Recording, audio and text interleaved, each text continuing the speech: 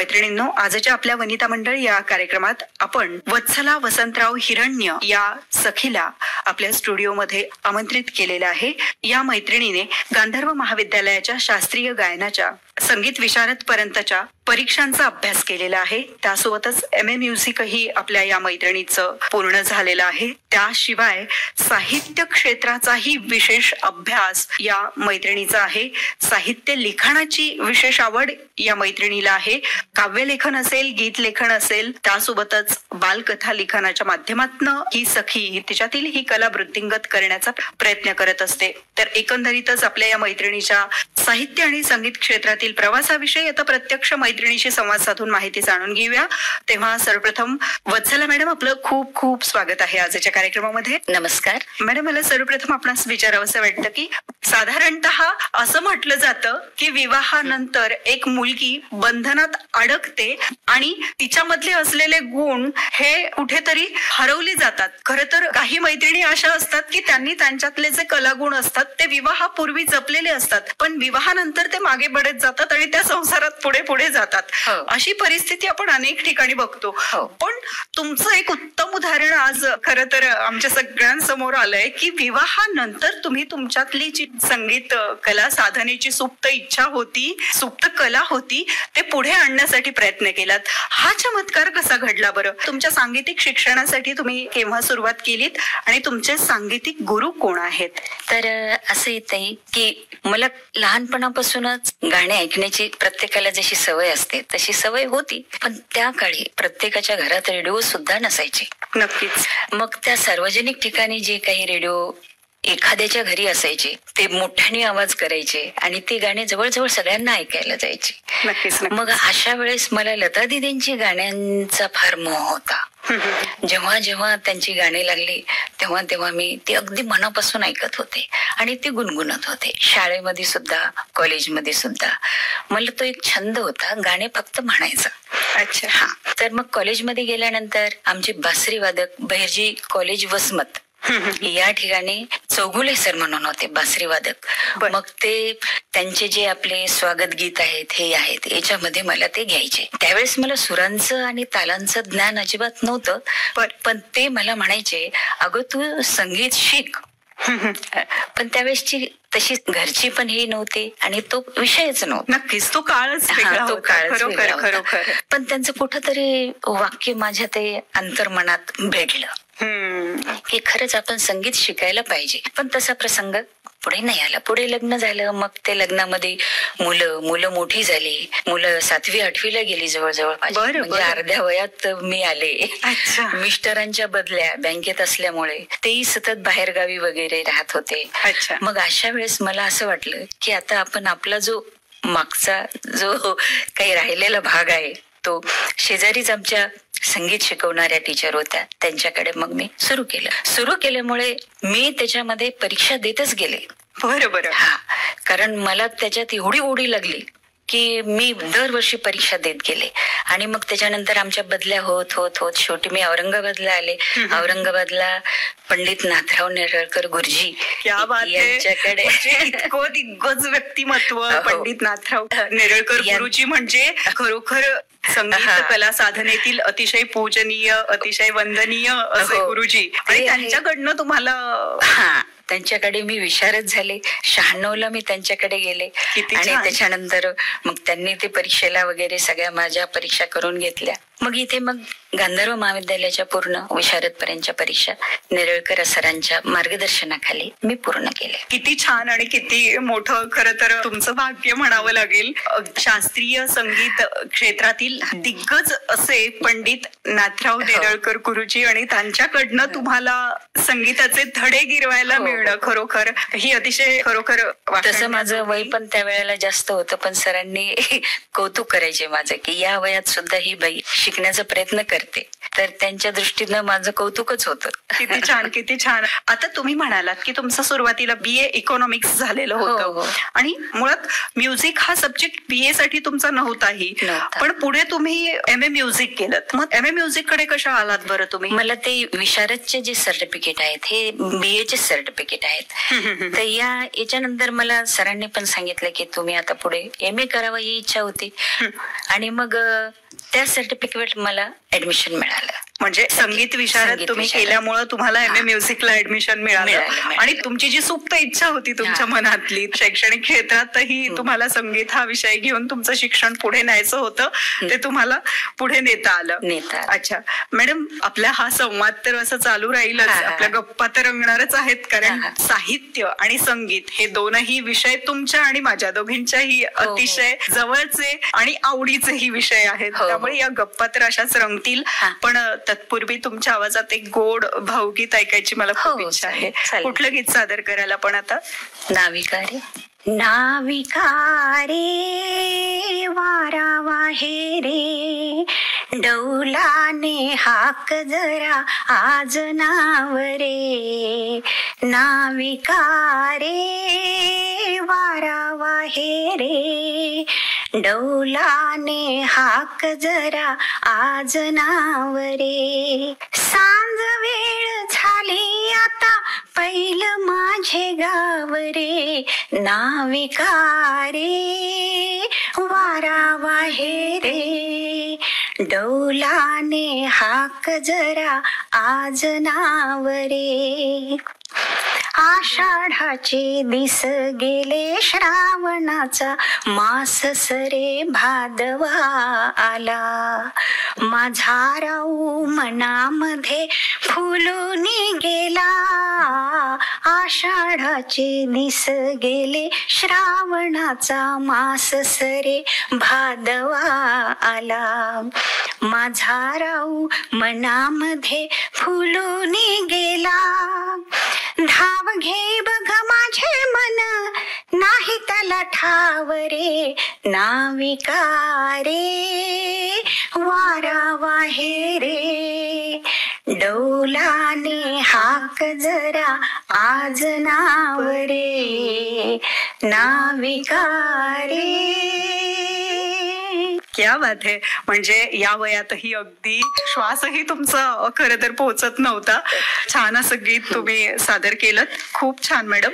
Madam, आता सांगीतिक क्षेत्रातील तुमचा हा जो प्रवास आहे, मग तो संगीत विशारद नंतर आणि MA म्युझिक नंतर अधिकाधिक वृद्धिंगत होण्यासाठी तुम्ही कशा प्रकारे प्रयत्नरत राहिलात, याविषयी काय सांगता येईल बरं? मी जेव्हा नाथराव नेरळकरांकडे शिकत होते तेव्हा सुगम संगीताचे पण आम्ही क्लासेस केले. बरं, म्हणजे शास्त्रीय संगीताचाही गायनाचा अभ्यास झालेला आहे आणि सुगम संगीत गायनाचाही. त्यावेळेस जवळजवळ साधारण ते 98-99च्या वेळ असेल, तेव्हा सुधीर फडकेजी यांचं गीत रामायण याच्यावर त्यांनी खूप सुंदर ते गाजलेलं होतं आणि ते नावाजलेलं होतं आणि ते फार हे झालं. मग जेव्हा मी ते गीत रामायण त्यांच्या हे केलं तेव्हा मला एक अशी सुप्त इच्छा पुन्हा एकदा झाली की या पद्धतीची जी गीतं आहेत भगवान गौतम बुद्धाबद्दल सुद्धा असावीत आणि ते आपण लिहिण्याचा प्रयत्न करू असं मला वाटलं. आणि म्हणून मी तेव्हापासून या साहित्याच्या मागे थोडासा विचार करायला, थोडंसं लिखाण करायला, थोड्याशा कविता करायला सुरुवात केली. आणि मग त्या पुस्तकाच्या आधारे मी ह्या कविता सगळ्या भगवान गौतम बुद्धांच्या, बालपण आहे, त्याच्यानंतर त्यांची 2 आईंची 2 गीतं, वडिलांचं गीत, असं प्रत्येक ह्यांचं एक एक गीत तयार केलेलं आहे. आणि हे सर्व करत असताना मी घरामध्ये गांधर्व महाविद्यालयाच्या परीक्षेला विद्यार्थ्यांना बसवते. जे विद्यार्थी असतात घरीच क्लास घेते मी. आपल्या घरात मुलांचं करून, सगळ्यांचं घरात घर काम करून, सगळं करून मी घरी क्लासेस घेऊन मुलांना या परीक्षेमध्ये बसून हे काम मी माझं आतापर्यंत चालूच आहे. नक्कीच नक्कीच. किती स्त्री सुलभ भावना आहे ना की घरातलं सगळं करायचं, आपल्या मुलांचंही व्यवस्थित करायचं आणि त्यानंतर आपल्यामध्ये जी कला आहे ती कला वृद्धिंगत होण्यासाठी चिमुकल्यांना आणखीन त्याचं ज्ञानामृत स्फुरत द्यायचं. खूप छान मॅडम. आता सांगीतिक क्षेत्रातील प्रवासामध्ये संगीताचा खरं तर तुमचा जो प्रवास आहे तो तुम्ही बराच उशिराने सुरू केलात. नक्कीच मग या प्रवासात अनेक अनुभव तुम्हाला येत गेले असतील. तर या तुमच्या संपूर्ण सांगीतिक क्षेत्रातील आजपर्यंतच्या प्रवासाविषयी आपण काय सांगाल बरं? घरी मी जेव्हा क्लासेस घेत होते, खरं म्हणजे उशीरच झाला, सगळ्या गोष्टींना उशीरच झाला होता बाकीच्या. आणि डोक्यात विचार होते की खूप काही करायचं पण वेळ कमी होता. नक्कीच. मग अशा वेळेला माझं जे मानसिक चिंतन असायचं ते चालूच असायचं की आता ही कथा लिहिली, आता ही कथा लिहायची, ही कविता पूर्ण केली, आता ही करायची. तेव्हा मी हे सगळे कामं करत होते.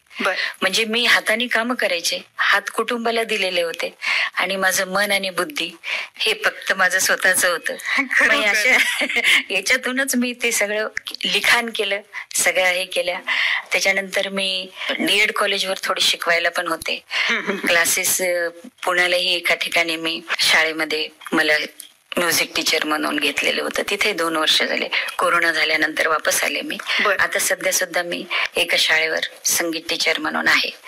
मला मुलांना शिकवायला आवडते, पण ते करता करता हे लिखाणही आवडते. माझं रोजचं लिखाणही चालू असते, बाकीचे कामे चालू असतात, शिकवणे चालू असते. इतकं छान सांगितलं ना मॅडम तुम्ही. घरातील प्रत्येक व्यक्तींप्रतीच्या कर्तव्य आणि जबाबदाऱ्या खरं तर अतिशय हिरहिरीने पार पाडत असतानाच तुम्ही तुमचं मन आणि बुद्धी सायमल्टेनियसली तुमच्यातील कलेकडे वळवलीत आणि तुमचा संगीत क्षेत्रातला आणि साहित्य क्षेत्रातला प्रवास अशा प्रकारे पुढे नेण्यासाठी तुम्ही हिरहिरीने आजपर्यंत केलं. खरोखर अतिशय वाखाणण्याजोगं असा गुण आहे. खरं तर महिलांना मल्टी टॅलेंटेड यामुळेच म्हटलं गेलेलं आहे की एका वेळी अनेक क्षेत्रामध्ये त्या सहजरित्या लीलया वावरू शकतात आणि त्यांचं कार्य पार पाडू शकतात.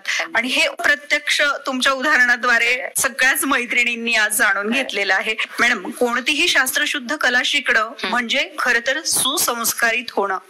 शास्त्रशुद्ध कला म्हणजे एक वेगळं ज्ञानपीठ आहे, वेगळं विद्यापीठ आहे, जे की शिक्षणाशी तसं तर संलग्नित पण आहे आणि शिक्षणापासून विलग पण आहे. आणि या ज्ञानपीठातून, या कलेच्या विद्यापीठातून जे धडे आपण घेत असतो, जे धडे आपण गिरवत असतो, ते आपल्याला आपल्या जीवनामध्ये जीवन जगण्यासाठी एक नवी उर्मी, एक नवी प्रेरणा, एक नवं मार्गदर्शन, वेगळीच काहीतरी आपल्यामध्ये एक उर्मी देऊन जातात. शिक्षणासोबतच एखादी कला आपण आपल्या अंगी बाणणं म्हणजे सुशिक्षित आणि सुसंस्कारित त्याची जी व्याख्या आहे ती व्याख्या परिपूर्ण करणं असं म्हटलं तर वावगं ठरणार नाही मॅडम. तर मग त्या अनुषंगानं संगीत कलेचं आपणा सर्वांच्या जीवनात असणारं महत्व, विशेषतः आपल्या मैत्रिणीच्या जीवनात असणारं महत्व, याविषयी आपण काय सांगाल? कारण आज आपण बघतोय की आजची मैत्रीण ही मल्टी टॅलेंटेड असल्यामुळे घरकाम आणि बाहेरच्या जबाबदाऱ्याही अगदी स्वतःहूनच घेते आणि ती व्यवस्थित सांभाळते. ते सगळं करत असताना तिला घरातल्या प्रत्येक व्यक्तींच्या इच्छा, आकांक्षा, अपेक्षा पूर्ण करायच्या असतात. त्यासोबतच मुलांना सुसंस्कारित, सुशिक्षित करायचं असतं. त्यांचीही समाजामध्ये एक नवीन ओळख निर्माण करण्यासाठी एक सुजाण नागरिक बनवायचं असतं. या दृष्टिकोनातून सतत धडपड आजच्या प्रत्येक मैत्रिणीची चालू आहे. मग यात कुठेतरी शारीरिक, मानसिक अशा प्रत्येक दृष्टिकोनातून तिची होरपळ होताना आपण पाहतोय. मग ही होरपळ कुठेतरी कमी व्हावी आणि स्वतःच्या जीवनातही आनंद तिला फुलवता यावा, यासाठी संगीत ही कला कशी उपयुक्त आहे याविषयी आपण काय सांगाल? मला स्वतःला तर अनुभव तर आहेच आहे हा संगीत कलेचा, पण मी असं म्हणते की ही कला प्रत्येक स्त्रीनं जोपासायला पाहिजे. नक्कीच. अशी गाणी प्रत्येक जण म्हणते ती गोष्ट वेगळी, पण थोड्याशा 2-4 तरी परीक्षा दिल्यानंतर त्याच्यातलं आपल्याला काही शास्त्राचं जे मूळ माहिती आहे ती माहिती होते. जसा ताल आहे, सूर आहे, हे वास्तविक पाहता आपण गाणं म्हणतो, जेव्हा आपण गाणं म्हणतो तेव्हा आपल्याला हे सारेगमपदनिसा याच्याशी काही घेणं देणं नसते. पण जेव्हा आपण सारेगमपदनिसा शिकतो तेव्हा एक एक सूर साधायला अनेक वर्ष लागतात. नक्की. साधा सा हे आपण त्याला साध्य करायला खूप वेळ लागतो. आणि त्यामुळे थोडस शास्त्राकडे जेव्हा आपण शास्त्राकडे गेले की खूप खोलवर जाता येते आपलं. आणि जसं जसं आपण खोलवर जाऊ तसं तसं आपल्या स्वभावात, आपल्या मानसिकतेत हा बदल होतो. मला वाटतं नक्की चिंतन आणि मनन हे संगीत या विषयातून मला स्वतःला असं वाटते की खूप चांगल्या पद्धतीनं होते. कारण आपण काही परमेश्वराला पाहिलेलं नाही, कोणी पाहिलेलं नाही, परंतु जेव्हा आपण ह्या सुरांचा अभ्यास करतो तेव्हा आपल्याला तो मिळाल्याचा भास होतो. खरोखर खरोखर एवढी गोष्ट मात्र होते संगीतामध्ये. मनाला शांत शीतल करणारे हे तुमचे शब्द आहेत आणि डायरेक्टली ते कनेक्ट होतात. खरोखर कुठेतरी ते इतक्या अंतर्मनात जातात आणि तिथून आपल्याला जो आनंदाचा एक झरा मिळतो तर तिथून तो मिळतो. आणि मग थोडासा मी म्हणते स्वतःचा जेव्हा आनंद मिळतो आपल्याला तेव्हा या सांसारिक गोष्टीवर आपल्याला मात करायला फार वेळ लागत नाही. नक्कीच. मग तो घरातले आर्थिक तणाव असो, अजून प्रत्येकाच्या घरात असतेच ना, बऱ्याच गोष्टी असतात, पण एखादा आपला हा कला गुण आहे याच्यामुळे आपण तो पार करू शकतो असं मला स्वतःला वाटते. म्हणून प्रत्येक स्त्री तरी असली तरी तिने आपले आपले जे काही छंद आहेत ते जोपासत संसार करावा. नक्कीच नक्कीच. प्रत्येक मैत्रिणीचा आवडता एक वेगळा छंद असू शकतो. कुणाला गायनाची आवड असेल, कुणाला अभिनयाची असेल, कुणाला चित्रकलेची असेल, कुणाला नृत्याची आवड असेल, पण आपल्या मनामध्ये जे करण्याची इच्छा आहे, जी कला आपल्यामध्ये आहे किंवा जो आपला आवडता छंद आहे तो नक्कीच वयाच्या कुठल्याही टप्प्यावर प्रत्येकानेच जोपासायला हवा. विशेषतः मैत्रिणींनी याकडे जास्त लक्ष द्यायला हवं. यामुळे कारण तिला एकापेक्षा अधिक काम एकाच वेळी करायचे असतात. त्यामुळे तिने जर तिच्यातले छंद जोपासले तर ती खरंच मूड माइंड तिचं खूप फ्रेश ठेवू शकते. आणि सगळ्यात महत्वाचं आपल्याला आवडत्या कलेचं, छंदाचं शास्त्रशुद्ध शिक्षण आपण घ्यायला पाहिजे, जेणेकरून आपण ती कला सुसंस्कारित रित्या शिकू आणि पुढच्या पिढीवरही त्याचे संस्कार चांगल्या प्रकारे शास्त्रकलेमुळेच त्याचे फायदे मिळतात आपल्याला. नक्कीच. मॅडम, खरं तर संवाद साधत असताना तुमच्याकडनं गाणं ऐकण्याची जास्त मला सारखी इच्छा होत आहे.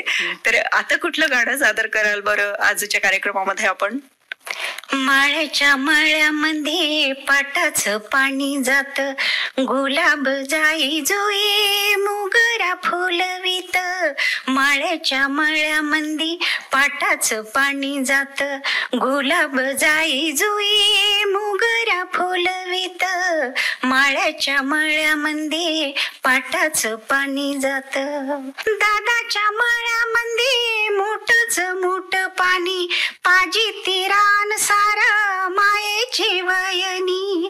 दादाच्या मळ्यामध्ये मोठच मोठ पाणी, पाजी तिरान सारा मायेची वयनी. हसत डुलत मोत्याचं पीक येत, गुलाब जाई जुई मोगरा फुलवित. माळ्याच्या मळ्यामध्ये पाटाचं पाणी जात. खूप छान. मॅडम, तुमच्यामध्ये असणारी एक विशेष कला म्हणजे साहित्य लिखाणाची कला, ज्यामध्ये काव्यलेखन असेल, गीत लेखन असेल, बालकथांचं लेखन आपण आजपर्यंत केलेलं आहे. विविध विषय आशय घेऊन लेखही आपण लिहिलेले आहेत. मग या साहित्य क्षेत्रात आपणास कशा प्रकारे रुची निर्माण झाली आणि आजपर्यंत जे काही काव्य लिखाण असेल, गीत लिखाण असेल, बालकथा लिखाण असेल, असं विविधांगी लेखन जे आपण केलेलं आहे त्याविषयी आपण आपल्या मैत्रिणींना काय सांगाल? या साहित्य क्षेत्राकडे आपण कशा वळालात? सुरुवात ही गाण्यापासून झाली आणि जेव्हा आता या उतार वयाच्या ज्या टप्प्यामध्ये वळालो तेव्हा असं वाटलं की आपल्या हातून काहीतरी एक समाजसेवा घडावी आणि ही समाजसेवा आपण साहित्यामार्फत, कथेमार्फत चांगल्या दृष्टीने करू शकतो. आपलं वय पाहता आणि हे पाहता मी तेव्हापासून लिखाणाला सुरुवात केली रोजच, की आपण राहिलो का नाही राहिलो पण आपलं जे लिखाण आहे ते मार्गदर्शन असावं सगळ्या समाजावर. आपलं काहीतरी आपण जे देणं लागतो, ऋण जे आहे आपल्या समाजावर, समाजाचं आपल्यावर, ते कुठं ना कुठं थोडं तरी फेडण्याची संधी मिळावी आपल्याला. म्हणून या साहित्य क्षेत्राकडे मी वळले आणि हे काम खूप छान. म्हणजे एक प्रामाणिक सामाजिक भाव मनात ठेवून तुम्ही तुमच्या साहित्य लिखाणाला सुरुवात केली आणि ती बहरत गेली. आता तुमच्या लिखाणातील एक कविता नक्कीच आम्हाला ऐकायला आवडेल. कुठली कविता सादर कराल बरं? या कवितेचं नाव आहे ज्ञान. जाग आली मला किती उशिरा, दिवस उगवूनी गेला मावळतीला. जाग आली मला किती उशिरा, दिवस उगवूनी गेला मावळतीला. परसातल्या फुलांनी सांगितली कहाणी, आज कळली भाषा मला, सुगंध द्यावा दुसऱ्याला. आज कळली भाषा मला, सुगंध द्यावा दुसऱ्याला. बागेतल्या फळांनी कुजबुज केली कानी, मोह सोडूनी झाडाचा देह अर्पावा जनाला. मोह सोडूनी झाडाचा देह अर्पावा जनाला. स्पर्श होता किरणांचा कळला संदेश सूर्याचा. स्पर्श होता किरणांचा कळला संदेश सूर्याचा. उजळावी प्रज्ञा चहूबाजूनी थारा नको अज्ञानाला. जाग आली मला किती उशिरा. अतिशय अप्रतिम असं शब्दांकन मॅडम. मॅडम, आता आजपर्यंत आपलं जे प्रकाशित साहित्य आणि प्रकाशनाच्या वाटेवर असणारं साहित्य याविषयी आपण काय सांगाल बरं? माझं हे मंथनामृत जे पुस्तक आहे हे प्रकाशित झालेलं आहे 22 ऑक्टोबर 2023 मध्ये. आणि ह्याच्यानंतर माझे जे छोट्या मुलांसाठी मी एक गोष्टींचे हे केलेले आहेत. तर हे माझे जे छोट्या मुलांसाठी जे हे केलेले आहेत हे प्रकाशनाच्या वाटेवर आहेत. अच्छा, म्हणजे तुमचा काव्यसंग्रह प्रकाशित झालेला आहे, ज्या अंतर्गत तुमच्या विविध विषय आणि आशयावर आधारित कविता आहेत, गीतलिखाण पण तुम्ही केलेलं आहे त्यात आहे. आणि आता बालकथा संग्रह तुमचा युग घातला आहे. युग घातला. किती छान. मॅडम, आता आजच्या कार्यक्रमाच्या माध्यमातून साहित्य क्षेत्रात येऊ इच्छिणाऱ्या मैत्रिणींना आपण काय मार्गदर्शन कराल? कारण आज आपण बघतोय की आज अशा अनेक मुली आहेत, मैत्रिणी आहेत ज्यांना साहित्य लिखाणाची आवड आहे मुळात त्यांच्यामध्ये, तो कलागुण पण त्यांच्यात आहे. पण कशा प्रकारे योग्य दिशेने त्यांनी या क्षेत्रात पदार्पण करायला हवं, या क्षेत्राचा अभ्यास करायला हवा आणि या क्षेत्रात पुढे पडण्यासाठी कार्य करायला हवं, या बाबतीत कुठेतरी त्यांच्या मनामध्ये संभ्रम असतो किंवा योग्य ते मार्गदर्शन त्यांना प्राप्त होत नाही. या दृष्टिकोनातून आजचा कार्यक्रम ऐकणाऱ्या आणि साहित्य क्षेत्रामध्ये विशेष रुची असणाऱ्या, साहित्य क्षेत्रामध्ये पदार्पण करू इच्छिणाऱ्या, त्यांचं जे चालू साहित्य क्षेत्रातील कार्य आहे ते अधिकाधिक वृद्धिंगत करण्यासाठी प्रयत्नरत असणाऱ्या मैत्रिणींना आपण जाता जाता काय संदेश द्याल, काय मार्गदर्शन कराल? प्रथम तर मला असं वाटतं की सर्वात आपल्या मनाचा ध्येय जे आहे, मनात आपण ठरवलंय त्या ध्येयानंच चाललं पाहिजे. बाकीच्या ज्या गोष्टी आहेत त्याला गौण स्थान द्यायचं आणि आपण मनात जे ठरवलंय, जे करायचं ठरवलंय, मग याचा जर आपण सतत मनन, चिंतन आणि अभ्यास करत गेलो तर मला नाही वाटत त्याच्यात अडथळा काही येऊ शकेल म्हणून.